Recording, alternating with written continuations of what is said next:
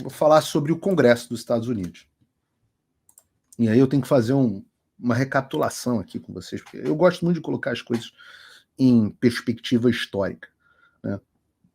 Vocês lembram no final do ano passado, da visita que eu fiz ao Congresso dos Estados Unidos, onde a gente começou ali a abrir nossas primeiras portas, né, conversar com os primeiros deputados. Fomos lá no Comitê de Relações Exteriores pela primeira vez, fomos lá conversar com a Marjorie Taylor Greene, fomos lá, encontramos na época com vários deputados, inclusive com o Chris Smith. Né? O que saiu na imprensa brasileira? Que nós tínhamos ido visitar o Jorge Santos. E a gente encontrou também o Jorge Santos. Não me queira... Não, don't get me wrong, não me entenda mal. Nós encontramos o Jorge Santos. E o Jorge Santos, acredite se quiser, tem sido um aliado incrível. Várias coisas, às vezes eu preciso de um contato de alguém ou de uma informação, etc. E o Jorge ajuda. Mas nós não fomos lá encontrar o Jorge Santos. E isso foi o que a imprensa e o que muita gente da direita brasileira saiu falando. Ah, poxa, que vergonha, foram lá encontrar o Jorge Santos. Gente que fica em casa, sentada, coçando, aliás, grudada no saco do Olavo de Carvalho, coçando o próprio saco, cagando regra, sem ajudar em absolutamente nada. Mas foi naquela visita que nós começamos pela primeira vez. E eu hoje, vai parecer que eu sou o maior anti-bolsonarista do mundo, né?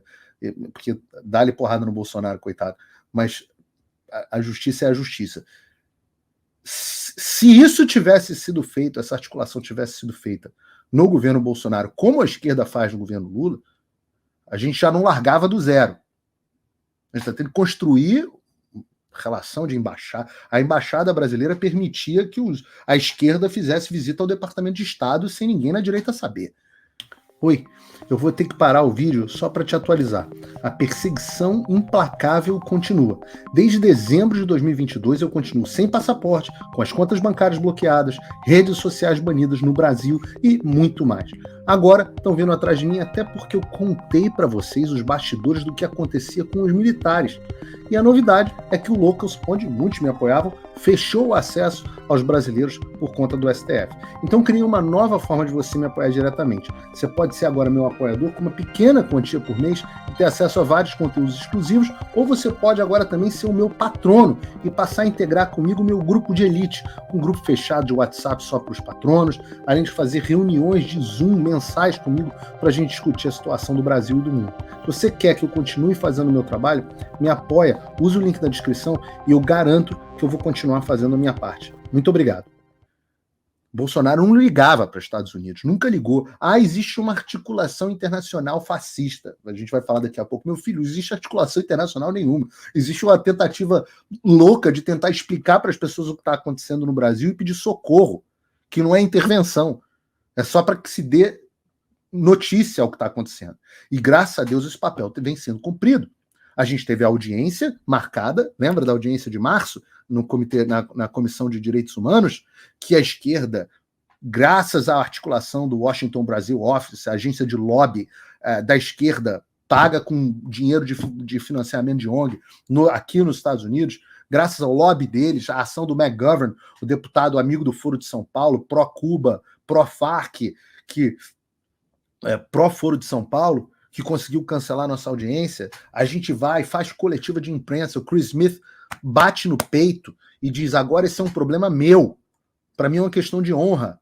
Vai lá, o membro mais antigo do Congresso dos Estados Unidos, o presidente do Subcomitê de Direitos Humanos, vai lá e esculhamba o Alexandre de Moraes, diz que o Brasil, a primeira autoridade internacional, dizer que o Brasil vive uma ditadura. Daí eu passo a visitar Washington, às vezes a cada 20 dias. Vou em todos os programas dos Estados Unidos, Tucker Carlson, Steven Crowder, Dinesh Souza, Prager University, vem um novo vídeo da PragerU aí. Ontem eu estava no Dave Rubin. Assim, toda semana, dezenas de participações. E ainda vou fazer muito mais. Palestra para congressistas fechada, palestra para think tanks americanos, Cato Institute, Heritage Foundation. E eu diria que a gente quase inverteu a situação. Em novembro, eu diria que 80%, 90% dos conservadores americanos não tinham ideia do que estava acontecendo no Brasil. Eu acho que a gente reduziu esse grau de ignorância para menos de 50%. Hoje, quando eu falo da situação do Brasil, as pessoas já falam assim, eu já ouvi falar sobre isso. Antes era, eu não tenho ideia do que está acontecendo. E a audiência que nós vamos fazer, ela está pendente. Eu não vou dizer para vocês que vai acontecer no dia 7 ou 8 ou que não vai, porque efetivamente está pendente, mas eu digo que ela vai acontecer em algum momento. Digo porque o Chris Smith falou, vocês terão a audiência de vocês. A gente vai ver a data, mas a audiência de vocês terão. E botou para acontecer. Mas não é fácil, a gente briga contra muita coisa. Todo dia é uma porrada de um lado diferente. Vocês não sabem o que acontece nos bastidores, nem dá para falar também. Eu já digo muita coisa para a esquerda que a gente faz, mas não dá para dizer tudo. E claro, a outra frente que a gente abriu foi essa do Comitê Judiciário. Elon Musk e Comitê Judiciário, que expôs todas as decisões do Alexandre e deixou o Estado Democrático de Direito, leia-se o regime Lula-Xandão, em polvorosa, simplesmente por expor a realidade. E isso está só começando. Eu antecipei para vocês que isso estava só começando no programa de semana passada. E o que disse que aconteceria? O que eu disse que ia acontecer? É claro que eu não digo isso da minha orelha. Eu digo porque eu sei o que os próximos passos e quando dá para eu dizer, eu digo. E um delas foi esse. Comitê da... cadê a tela aqui? Bota na tela, isso. Comitê da Câmara dos Estados Unidos intima mais uma plataforma a esclarecer ordens de retirada de conteúdo do STF. O Comitê Judiciário da Câmara dos Estados Unidos emitiu uma intimação para a plataforma Rumble, também dona da plataforma Locals. Opa, lembra dessas conexões feitas lá atrás? Por que foi tão importante para vocês apoiar o Locals? Me apoiar no Locals na época? Como parte das investigações relacionadas à censura imposta aos brasileiros pelo Supremo Tribunal Federal. A própria empresa divulgou essa informação, nessa quarta-feira, dia 24, por meio da sua conta oficial no Twitter X. Os norte-americanos estão solicitando mais detalhes sobre as decisões do ministro Alexandre de Moraes, que ordenou a remoção de perfis brasileiros das redes sociais. Leia o comunicado do Rumble. Rumble recebeu uma intimação do Comitê Judiciário da Câmara dos Representantes dos Estados Unidos como parte de uma investigação sobre os esforços para censurar o discurso online, anunciou a plataforma no Twitter X. Cumprirá a intimação que solicita informações sobre as ordens do STF. Em dezembro de 2023, o Rumble decidiu sair do Brasil. O motivo foi uma decisão judicial que ordenou a retirada dos conteúdos da plataforma.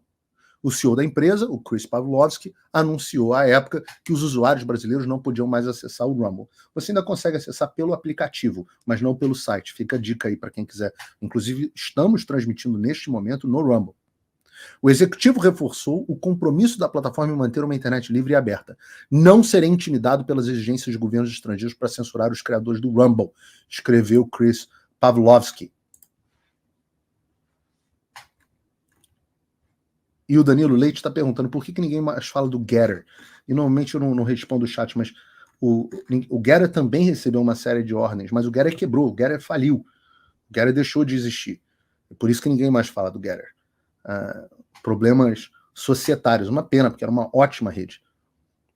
Mas o Rumble é uma empresa de $1 bilhão. Então, eu avisei que isso ia acontecer. Agora, o que eu também avisei, e eu vou... tô dando aqui alguns ouros para os bandidos que gostam. Eu vou dizer para vocês que o CEO do Rumble provavelmente vai ser, inclusive, ouvido como testemunha em audiência no Congresso americano sobre a situação do Brasil.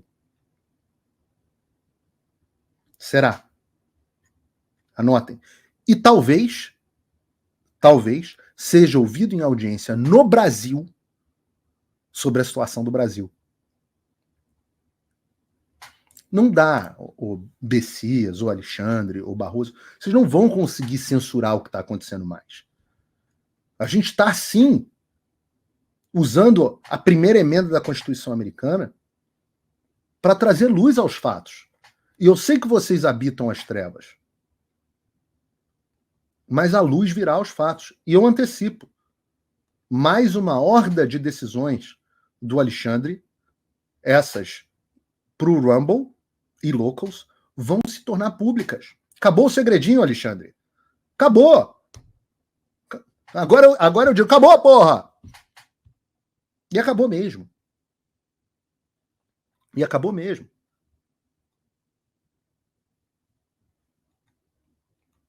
E digo mais. Vou além. Nós sabemos que o Rumble foi intimado e que o X foi intimado porque as duas empresas avisaram que foram intimadas. Nós sabemos por conta disso. Mas nós não sabemos se o Instagram, se a Meta, se o Google também foram intimados. Eu acredito que sim. E aí? O que impede o Comitê Judiciário de tornar as decisões contra estas também públicas? Imagina a pressão, hein?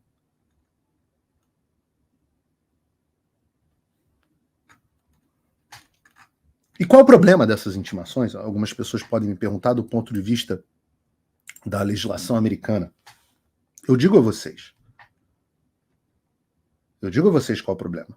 O problema é o tal do FCPA, o Foreign Corrupt Practice Act, a lei de corrupção, de atos de corrupção no exterior. Deixa eu botar isso aqui no Do Not Disturb.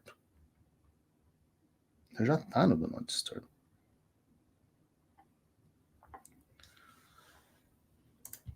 E o que diz esse ato? Isso é uma lei dos Estados Unidos, uma lei americana, que diz que se uma empresa americana cometer atos de corrupção no exterior, ela também pode ser punida. E corrupção não é apenas uma ação em troca de dinheiro. Corrupção, neste caso, inclui práticas ilegais. E qual o problema dessa história? O problema é que, no caso específico do X, os executivos diziam que sabiam que as ordens eram ilegais. E ainda assim cumpriram. Então tinham conhecimento de que estavam cometendo uma ilegalidade e ainda assim cumpriram essa ilegalidade.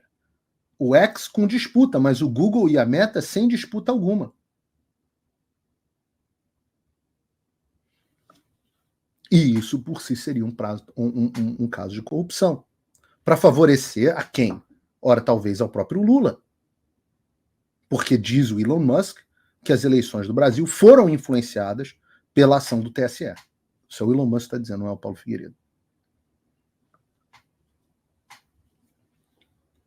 E a pergunta que o Comitê Judiciário está tentando responder é: o que a administração Biden fez para se meter no assunto? Como Biden ajudou a eleição do Lula? Como Biden influenciou as redes sociais para cumprirem os interesses e favorecerem o Lula e o TSE? E nós sabemos o tamanho da campanha do Biden para intimidar militares, políticos, funcionários públicos brasileiros a não desafiarem o Alexandre. Nós sabemos que a administração Biden empoderou o Alexandre. Agora nós vamos querer saber como que ela fez isso a respeito das redes sociais. E essas são as cenas dos próximos capítulos.